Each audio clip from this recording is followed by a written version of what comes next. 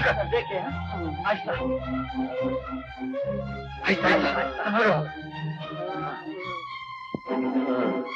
और थाना दरवाजा खोल। गणपत मैनेजर साहब से जाकर कह दे कि किशन बहुत बुरी तरह जख्मी हो गया है, उसे हम फैक्ट्री की गाड़ी में डालकर हॉस्पिटल ले गए। चल जा। मैनेजर साहब, अपना वो किशन है ना, क्या उसे? उसको फैक्ट्री में बहुत बुरी तरह मार लगा है। रामबो उसको फैक्ट्री की गाड़ी में डाल के हॉस्पिटल ले गए। आपको बोलने के लिए बोला। फैक्ट्री की गाड़ी में? हाँ, फैक्ट्री की गाड़ी। I'll call you back. Okay? Excuse me madam, क्या मुझे आपकी गाड़ी की चाबी मिल सकती है? किस लिए? एक जरूरी काम से बैंक जाना है। कंपनी की गाड़ी क्या हुई? मजदूर ले गए उसे। मजदूर ले गए? वो मजदूर यूनियन का लीडर है ना राम, वो ले गया। उसको क्या हक है कंपनी की गाड़ी ले जाने का? अब क्या बताऊं आपको मैडम, यही सब दुख सह कर चाचा जी का ध्यान हो गया। एक मजदूर की उंगली में जरा सी चोट क्या आ गई, दो चार कतरे खून के बह गए, उसने शोर मचाना शुरू कर दिया। मालिकों को गाली देनी शुरू कर दी। कहने लगा, ये मालिक लोग समझते क्या अपने आप को? कब तक मजदूरों का खून चूसते रहेंगे? कब तक उनकी जिंदगियों से खेलते रहेंगे? खुद की गलती से उंगली में चोट आई और खून चूसने का इल्जाम लगा दिया मालिकों के ऊपर। और वो राम है ना राम, उसने तो आओ देखा ना ताओ उसे गाड़ी में बिठाया और सीधा लेकर चला गया। उसकी इतनी हिम्मत हो गई? वो समझता क्या है अपने आप को? ये फैक्ट्री, यहाँ की गाड़ियाँ उसके बाप दादा की जायदाद है। तुम फौरन पुलिस में कंप्लेंट लिखो। नहीं मैडम नहीं, हमें एक कदम हरगिज नहीं उठाना चाहिए। हमें शांतिपूर्वक काम करना चाहिए। अगर हम लोग पुलिस में कंप्लेंट लिखवाएंगे तो ये मजदूर लोग बाहर जाकर शोर मचाएंगे, बोलेंगे इस कंपनी में बहुत जुल्म होता है। एक मजदूर मरते मरते बचा, लेकिन मालिकों कान पे जू तक नहीं रहेंगी। फजूल की बकवास करेंगे वो। तो फिर ऐसी हालत में क्या करना चाहिए? कुछ नहीं, एक्शन टू रिएक्शन, बस। राम भैया, मैनेजर साहब ने तुमको बुलाया है।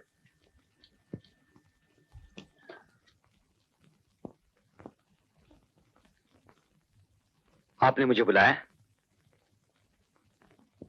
ये क्या है?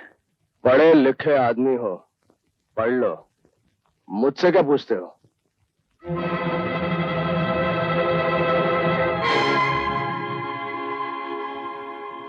मैनेजर साहब, मैं कोई जाति काम के लिए गाड़ी नहीं ले गया था। एक मजदूर जख्मी हो गया था, बुरी तरह खून बह रहा था, इसलिए जल्दी में बगैर इजाजत के मैं गाड़ी ले गया। फिर भी गणपत के हाथों मैंने आपको कहलवा भेजा था। लेकिन मिस्टर राम, ये कौन सी यूनियन का कानून है कि गाड़ी पहले ले जाओ और इजाजत बाद में लो? दुनिया का उसूल है कि इजाजत पहले लो और किसी चीज को हाथ बाद में लगाओ। लेकिन किशन की हालत उस वक्त बहुत बुरी थी, आपके पास आकर इजाजत लेने का वक्त ही नहीं था। ये सब सफाइयां मुझे नहीं, मालकिन के सामने पेश करो। ठीक है, मैं उन्हीं से बात करता हूं। एक मिनट, उनसे बात करने से पहले इजाजत लेना बहुत जरूरी है। ठीक है। मैं तुम्हारा बयान उनके सामने पेश करता हूं, वो तुम्हारे बयान पे क्या फैसला करती हैं अभी सुनाई देता हूं।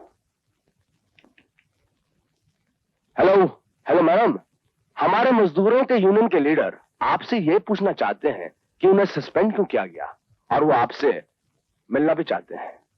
उन्हें आपके पास भेज दूं?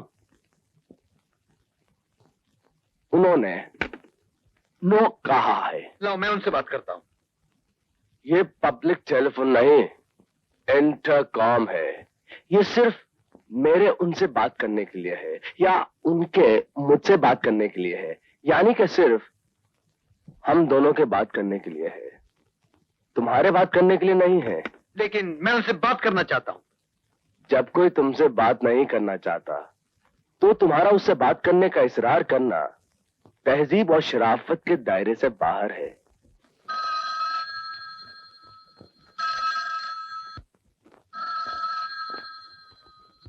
हेलो। नमस्ते मैडम, मेरा नाम राम है। मैं आपकी फैक्ट्री की मजदूर यूनियन का लीडर बोल रहा हूँ। मैंने तुमसे पहले भी कहा था ना कि मुझे फोन करने की कोई जरूरत नहीं। अब जरूरत है मैडम, इसीलिए मैंने फोन किया है आपको। क्या मैं पूछ सकता हूँ कि मुझे सस्पेंड क्यों किया गया है? वो मुझसे मत पूछो, मैनेजर से पूछो, या कल के अखबार में पढ़ लेना। लेकिन इस बात की क्या गारंटी है कि जो बयान आप अखबार में देंगी वो बिल्कुल सच होगा? सही होगा या गलत होगा, ये बहस करने की मेरे पास फुर्सत नहीं है। बहस करना है तो केस करो, कोर्ट में जाओ, वहां बहस होगी। और एक बात मैं आखिरी बार कह देती हूँ, अगर तुम इस तरह बार बार मुझे फोन करके तंग करोगे तो मैं पुलिस में तुम्हारी कंप्लेंट लिखवाकर तुम्हें गिरफ्तार करवा दूंगी। मैडम, आपकी फैक्ट्री की तरफ पुलिस डिपार्टमेंट भी आपकी मिल्कियत नहीं है, जहां आपकी जबरदस्ती चलेगी या आपका मनचाहा कानून चलेगा। अगर पुलिस में आप मेरे खिलाफ शिकायत लिखवा सकती हैं, तो उस बेजान शिकायत का जवाब देने के लिए मैं भी मुंह में जबान रखता हूं। याद रखिए इस बात को। क्या बात है बेटा, ये पुलिस वालों के नाम पर किससे बहस हो रही है? अपनी फैक्ट्री की मालकिन से। उन लोगों का जुल्म दिन ब दिन बढ़ता ही जा रहा है। किसी मजदूर के साथ बेइंसाफी हो तो मिलना तो एक तरफ, फोन पर बात करने से इनकार करती है और ऊपर से धमकी देती है कि पुलिस में रिपोर्ट लिखवाकर गिरफ्तार करवा दूंगी। खाला जी का घर समझ लिया क्या? अरे अरे अरे, आहिस्ता बेटा, राम को गुस्सा आ गया तो रावण की जीत हो जाएगी।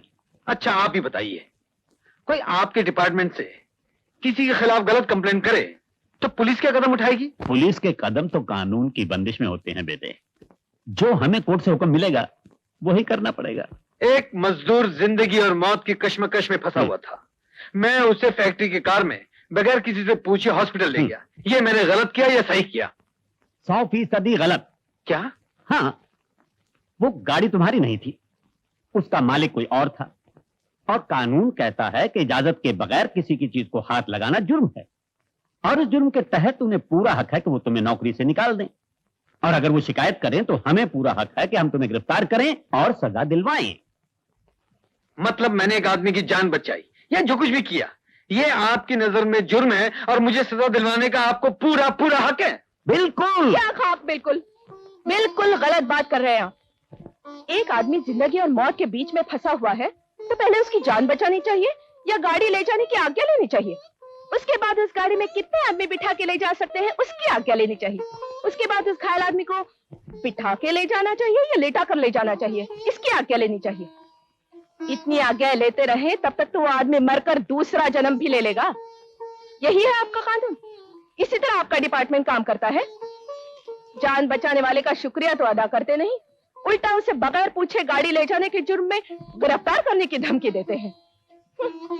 चल बेटा चल, मैं देखती हूँ कौन गिरफ्तार करता है तुमको। बड़े आए कानून वाले। मगर तुम्हें कानून के मामले में टांग अड़ाने की क्या जरूरत है? बिल्कुल है। सरकार जनता की माँ बाप होती है। अगर वो माँ बाप अपनी औलाद के साथ इंसाफ नहीं करते तो क्या मैं भी अपनी औलाद के साथ नाइंसाफी होती देखकर खामोश रहूंगी? कभी नहीं, कभी नहीं, कभी नहीं। हाँ, जाओ जाओ, काम करो काम करो। कुछ काम वाम नहीं करूंगी। तुम्हें क्या हक है कि तुम्हें इसे गिरफ्तार करो? कोई से हाथ लगा के तो देखे।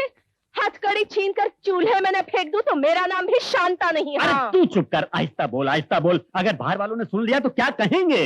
इंस्पेक्टर जगदीश बाहर तो दुनिया को धमकाता है और घर में बीवी से डरता है। कहने दो, मुझे किसी की परवाह नहीं। तुमने तुमने तुमने कहा कैसे कि तुम इसे गिरफ्तार करोगे? कोई मजाक है? बस बस बस बस माँ, तुमने अपने बेटे को पढ़ा लिखा कर समझदार बना दिया है। अगर पिताजी कानून वाले हैं तो तुम्हारा बेटा भी कानून जानने वाला है। मैं निपट लूंगा इनसे। अरे तू नहीं, मैं निपट लूंगी। एक मिनट बैठिए ना। कोई मजाक है? अरे माँ, गिरफ्तार करने अरे वाले। माँ, पिताजी थके मांदे आए हैं, जाओ इनके लिए खाना लगा दो। जाओ गिरफ्तार करने जाओ ना। वाले। मजाक है? दोस्तों, जुल्म का पानी अब सर से ऊंचा होता जा रहा है और उसका सिर्फ एक ही इलाज है, और वो इलाज है हड़ताल। हड़ताल? इसलिए बस कर दी मैडम। इन लोगों का काम होता सिर्फ हड़ताल करना, मतलब एक्शन। मगर ये जाहिल लोग भूल जाते हैं कि उनके इस एक्शन का रिएक्शन भी हो सकता है। लेकिन फिर भी कोई वजह तो होगी। सीधी सी बात है मैडम, उनके यूनियन लीडर ने एक्शन लिया कि बगैर किसी की इजाजत कंपनी की गाड़ी लेकर अस्पताल चला गया। उसके इस एक्शन पर हमारी मैनेजमेंट ने रिएक्शन लिया कि उसे सस्पेंड कर दिया। उसके इस सस्पेंशन के रिएक्शन पर उन्होंने एक्शन लिया, हड़ताल कर दी। मगर आप चिंता मत कीजिए मैडम, इस एक्शन रिएक्शन का मेरे पास भरपूर एक्शन है। कैसा एक्शन? मैडम, मैंने डॉक्टर से एक बनावटी सर्टिफिकेट बनवा लिया है कि वो मजदूर शराब के नशे में था जब उसका हाथ मशीन में आके कट गया, और नशे में काम पर आना फैक्ट्री एक्ट के खिलाफ है। इसलिए हम लोगों पर कोई इल्जाम नहीं आएगा। नहीं, ये तो सरासर नाइंसाफी है। इस किस्म का झूठ बोलकर हम जीना नहीं चाहते। ये सब यहाँ नहीं चलेगा मिस्टर रवि। जाइए अभी और इसी वक्त मालूम कीजिए कि वो मजदूर किस अस्पताल में है। वो उसका जो हक बनता है हम उसका मुआवजा देंगे।